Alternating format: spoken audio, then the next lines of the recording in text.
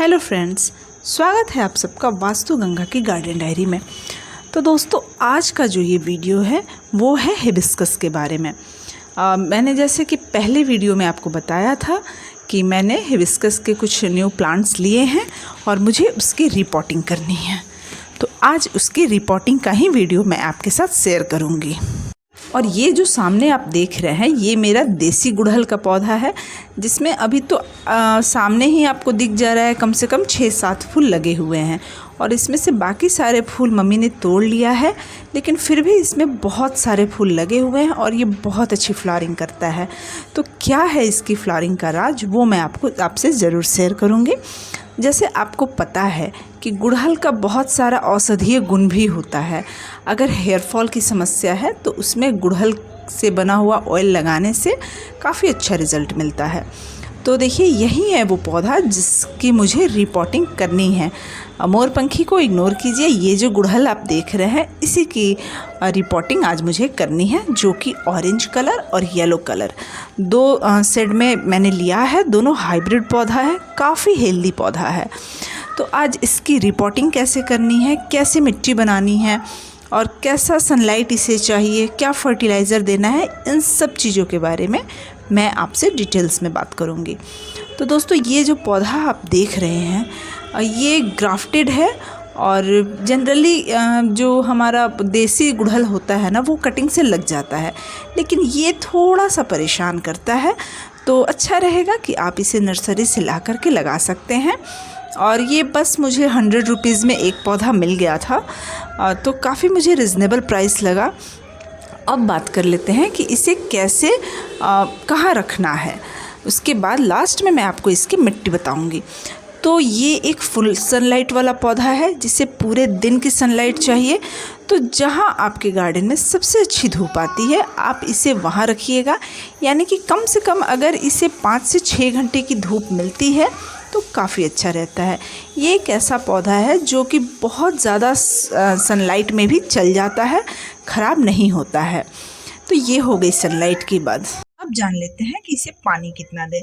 तो बाकी पौधे की तरह इसे भी बहुत ज़्यादा पानी की ज़रूरत नहीं होती है।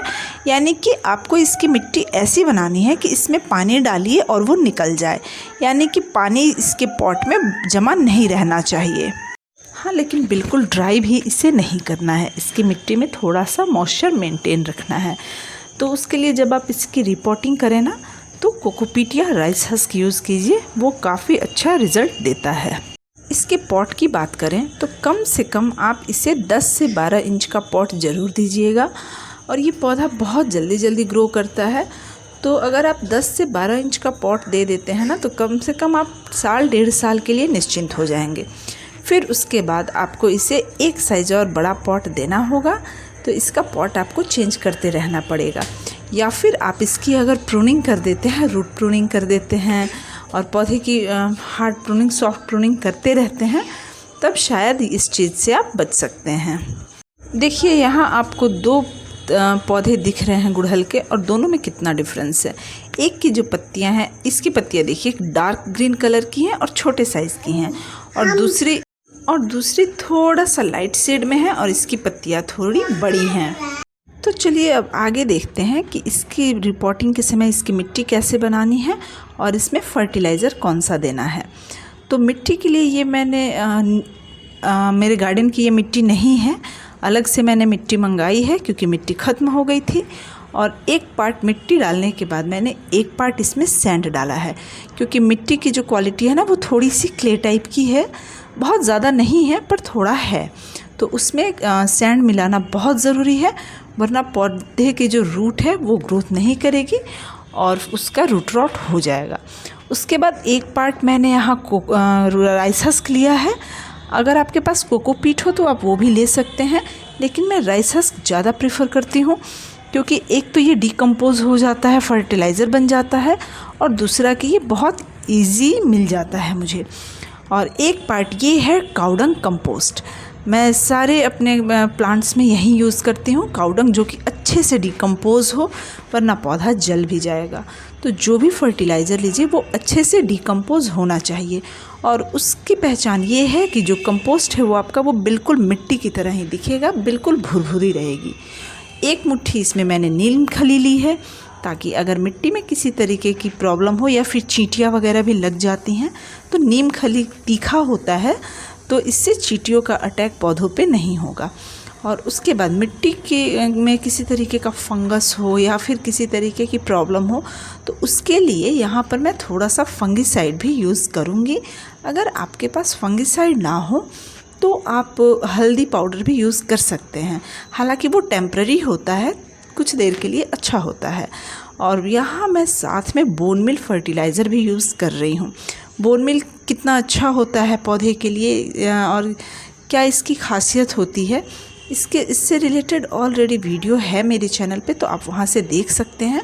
लगभग यहाँ 2 चम्मच मैंने बोन मिल यूज़ किया है। बहुत ही स्लो रिलीज फर्टिलाइज़र होता है और बिल्कुल ऑर्गेनिक होता है। और उसके बाद इन सभी चीज़ों को मैं बहुत अच्छे से मिक्स कर दूँगी। मैं जनरली हाथों से ही करती हूँ, क्योंकि इससे एक तो मुझे सेटिस्फैक्शन मिलता है कि हाँ मेरी मिट्टी अच्छे से मिक्स हो गई है, और दूसरा मुझे अच्छा लगता है ऐसे हाथों से मिक्स करना। हालांकि अगर आपको मिट्टी से प्रॉब्लम हो तो आप कोशिश कीजिए कि आप किसी टूल की मदद से ही मिक्स कीजिए, या फिर ग्लव्स वगैरह भी आप यूज़ कर अच्छा लगता है मुझे। और बहुत अच्छे से मिक्स करने के बाद ये एक पॉटिंग मिक्स जो आप देख रहे हैं, ये एक परफेक्ट पॉटिंग मिक्स है आपके हिबिस्कस के लिए। लेकिन अगर आप इसमें कुछ और ऐड करना चाहते हैं तो अभी ज़रूरत नहीं है। हालांकि बाद में फ्लावरिंग के लिए आप थोड़ा सा इसमें DAP का यूज़ कर सकते हैं, लेकिन अभी जो ये पॉटिंग मिक्स बना है बिल्कुल सही है। आप इसमें एकदम बेझिझक होकर के अपने पौधे को लगा सकते हैं। ये जो पॉट मैं यहाँ यूज़ कर रही हूँ ये 12 इंच का है। ये एक अच्छा आइडियल साइज़ है इस प्लांट के रूट्स के अकॉर्डिंग। तो मैं यहाँ 12 इंच का पॉट यूज़ कर रही हूँ। 10 से 12 इंच जनरली सही होता है। फिर जब इसमें रूट के ग्रोथ हो जाएंगे तो 1-1.5 साल के बाद या तो मैं इसका पॉट चेंज कर दूँगी या फिर थोड़ी सी इसकी प्रूनिंग कर दूँगी। और देखिए मैंने ये प्लांट को यहाँ लगा दिया है। आधे पॉट मिट्टी डाल लेनी है, फिर उसमें पौधे को डाल करके और फिर बाकी बची हुई मिट्टी उसमें डाल देनी है। ऐसा करने से पौधा जो है वो अच्छे से उसमें लग जाता है और वो हिलता नहीं है जल्दी। क्योंकि अगर वो हिलता रहेगा तो अगर उसके रूट्स हिल जा रहे हैं या फिर ऐसा कुछ हो जा रहा है तो पौधा शॉक में चला जाता है। इसके बाद आप इसमें जब पानी डालें तो थोड़ा सा उस पानी में इप्सम सॉल्ट डाल देना है। इप्सम सॉल्ट से पौधा अगर शॉक में जाने वाली स्थिति हो ना तो वो शॉक में नहीं जाता है। इप्सम सॉल्ट इस चीज़ से रोक लेता है। और अगर आप चाहें तो इप्सम सॉल्ट को मिट्टी में भी मिक्स कर सकते हैं, कोई प्रॉब्लम नहीं है। लेकिन मैं जब यहाँ इसमें जो वाटरिंग करती हूँ ना, उसी पानी में मैं थोड़ा सा इप्सम सॉल्ट डाल करके और फिर इसमें डाल देती हूँ। पहली बार जब पानी डालना है तो इस चीज़ का ध्यान रखना है कि पानी है वो ड्रेनेज होल से बाहर एक बार निकल जाए।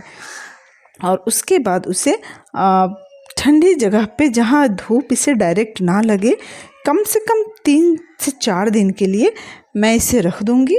क्योंकि अभी डायरेक्ट सनलाइट पड़ेगा ना तो ये पौधा सर्वाइव नहीं कर पाएगा, क्योंकि अभी इसकी रिपोर्टिंग हुई है। और इसलिए मैं इसे 3 से 4 दिन तक थोड़ी सी छाँव वाली जगह पे रख दूँगी। तो अब बात कर लेते हैं इसके पानी की रिक्वायरमेंट की।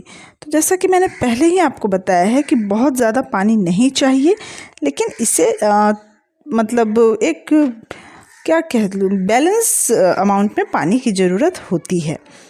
अगर आप पौधे से अच्छे फूल लेना चाहते हैं, हिबिस्कस में चाहते हैं कि अच्छी फ्लावरिंग हो, तो आप इसमें फर्टिलाइज़र के रूप में पोटास दे सकते हैं।